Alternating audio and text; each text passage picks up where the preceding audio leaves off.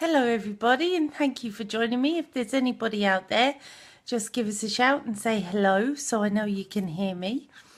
Okay, so for those of you that don't know, my name is Sarah McCandless. I am a coach and a trainer and a mum and a sister and a daughter and a wife and all those good things, and a very good body too. And I have put together a series of mini masterclasses all about how to make friends with your money. So today is the second one of these. The first one is on my page, my Facebook page called Life Sparkle Coaching. And if you missed it, then please pop along to my page and have a look. So why am I doing this? Well, a couple of reasons. Number one, this is a big part of what I talk to my clients about as a coach. Nearly all of us have our own things with money we want to get past, and all the exercises that I'm going to share with you through this series are contained in my workbook, How to Make Friends with Your Money, and also they form part of the package that goes along with it, and details of that are on my website lifesparkle.ie. So what are we talking about today? Well, today we are talking about why do I never have enough money? And this is something that I used to say all the time, because I used to work so hard for so long and give up so much stuff to go to work. And in fairness, I used to earn quite a bit of money, but I never had enough money. And it wasn't that my tastes changed. Hello, Michelangelo, lovely to see you. And I didn't go from drinking little wine to Bollinger champagne or anything, because I like both, but that's not what happened. It was just that I never had enough money and I couldn't figure out what it was. Then a couple of months ago, I went on this amazing journey, all about me and money, and I discovered that the root to all this, it was in fact my relationship with money. So for ages, I couldn't figure out what was wrong. I'm not a mathematician and I'm certainly not a financial advisor. And that's one thing I have to say, is that if anyone is looking for financial advice, this is not the place. This is not the kind of thing that I do. But I can guarantee you I will change your relationship with money forever. Well, you will, but I'll help you do it. So why do I never have enough money? Well, it's something that we all wonder, and we all want more money. We all want it to stay with us. Pardon me. We all want it to grow. We all want it to look after us and give us what we need. So how come that doesn't happen? Well, there are four main things that are the key to this. The first, as I mentioned, is your relationship with money. And then there's the fact that money needs order, money needs attention, and money needs control.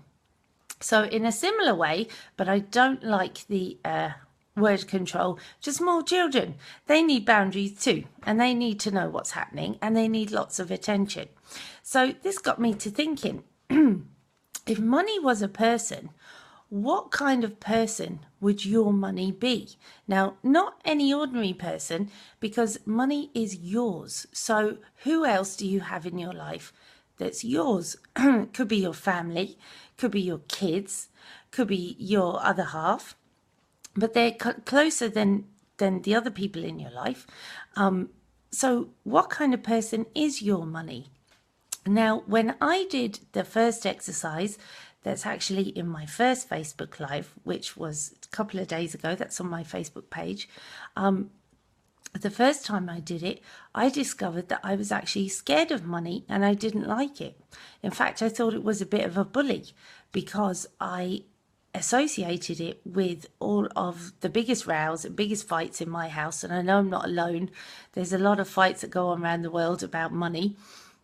So I didn't like it, and I tried to get rid of it as soon as it came my way, which would explain a lot.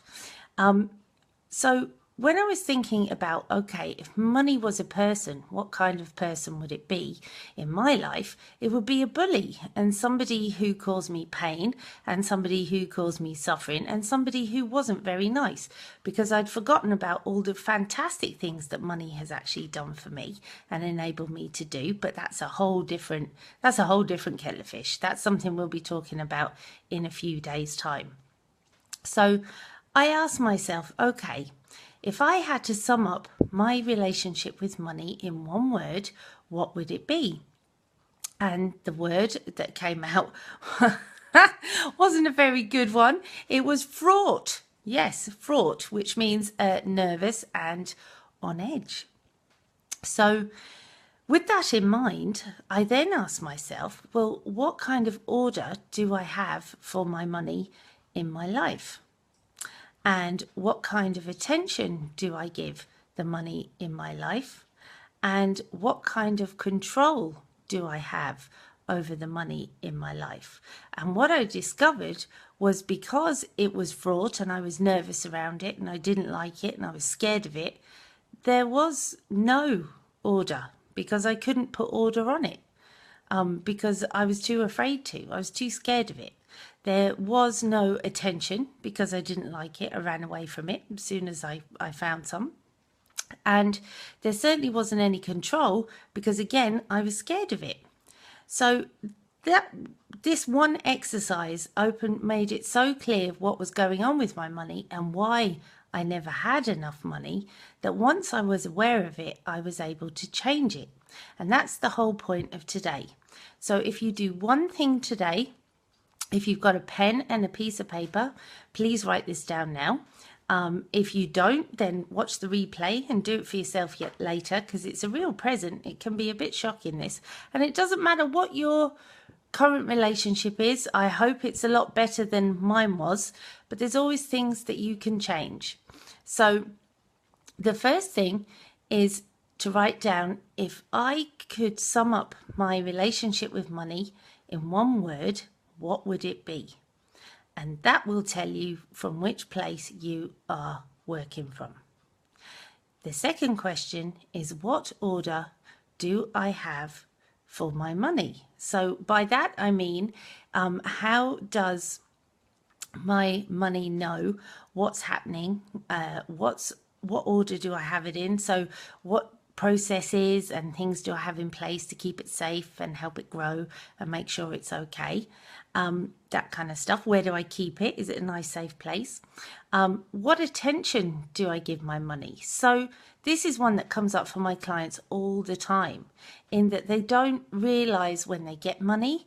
They realize when they spend it, but they don't realize when they receive it. If they receive money, sometimes they just shove it in a bag or put it in their pocket, and it's quite easy for them to lose a fiver or a tenner. It's quite sad when they lose any more than that, but you know. And the last one is what pardon me, what control do I have on my money? So how do I make sure that it's doing what it's supposed to do and it's going where it's supposed to go? And once you have the answer to those 4 questions, it will give you a strong indication of where you are now and what you need to do to change your relationship with money, so that you never have to say, why do I never have enough money ever again? So who have we got on here? A few people. Okay, so if anyone's got any questions, please pop them up and let me know. If this is all making sense, let me know as well. And while I'm waiting, I'll tell you about a brand new thing that I'm doing, where this all came from. Basically, because this is part of a bigger program, I've written a program called How to Make Friends with Your Money. The workbook is available on my website, as is the coaching package, which will ensure that you'll change your relationship and make friends with it, with money, and make friends with it forever. The workbook is available, as I said, through PayPal, and as is the coaching package. You just have to sign up and I can send you some details.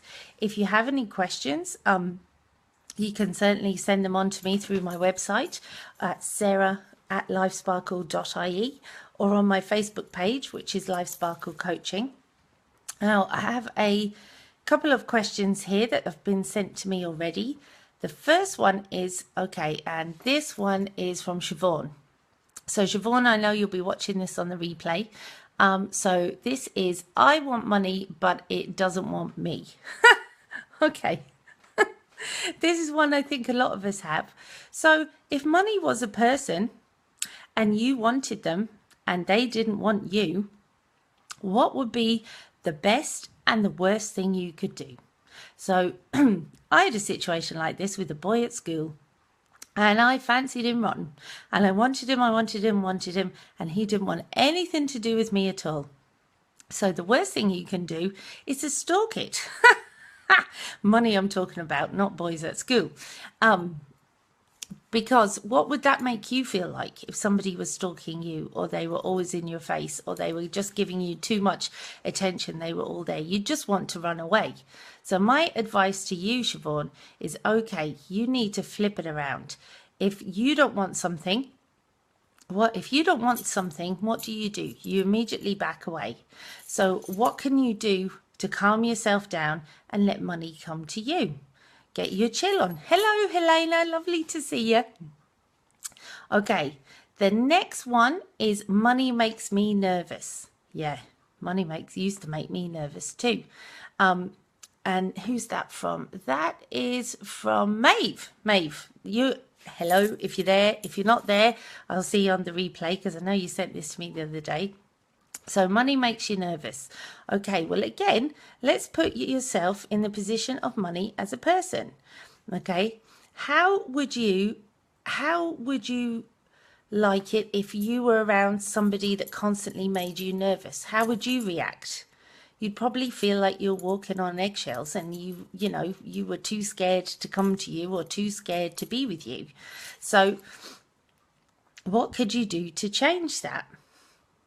I think the best thing you could do is to just imagine that, money is your friend. It's someone who belongs to you, someone you care for, somebody you want to grow, somebody you want to nurture, and somebody who relies on you because they wouldn't be there without you, and see what's different. Okay. And the last question we have here, who's from Damien. Hello, Damien. What do you mean by control? So, okay, explain this a little bit before. So what I mean by control is, how do you control your money? So how do you make sure it's going to the right place? How do you make sure you're receiving it? So it's the difference between getting 20 quid and shoving it in your bag, or getting 20 quid and putting it in the right place, either in your purse or in the bank, or deciding what to do with that 20 euros or pounds or krona or yen or dollars, wherever you are. And it's actually being conscious of the controls that you have on your money. Does that make sense? Am I making sense, people? I hope so. I hope so. So has anybody got any more questions for me? Let's have a look, see who else is out there. No? Okay. Well, there won't be a Facebook Live tomorrow, but there will be one every single day next week at 1 o'clock. So if this was helpful, then please join me then, because there's loads more. And by the end of the little mini series, we should have you sorted out just in time for Christmas. So with that, if I can help you at all, if you need anything, if you've got any questions, please ping me on Facebook at Life Sparkle Coaching, or please send me an email to sarah@lifesparkle.ie. Thank you so much for joining me today, and I hope that was helpful. Okay, thanks a lot, guys. Have a great day. Bye. Bye, Amy.